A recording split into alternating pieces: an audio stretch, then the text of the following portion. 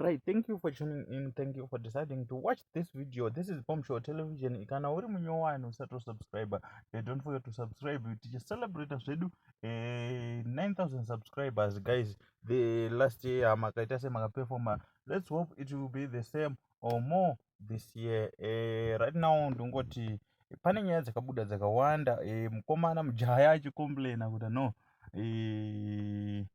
Pakaita sei pakaipa vanhu vakupoliticize collaboration rangu naWinky D, vamwewo vachikuza vakaita sana baba Harare vachiita se vachibiga Winky D, but right now Winky D himself azotaura something pamusoro penyaya dzese dziri kubuda.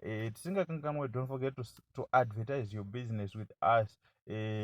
Tongoita sei tongokuitira mudikinyira wacho. Saka ndine vhidhiyo randoda kukuratidzai rekuti muone. Vhidhiyo racho ndeiro iro. So right now, as an artist, as much as the artists think that if we do like a diss song, yes, you might generate attention, you might draw people attention, but after that, then what? So you should try to put out a song which will relate, because the disadvantage about a diss song, for people to understand it, they have to know the background, right? And it's not everybody who is there to follow what is happening within the circles of the dancer fraternity. Right. You understand? It's only we, the artists, be it the DJs, the people who have interests within the industry that follow.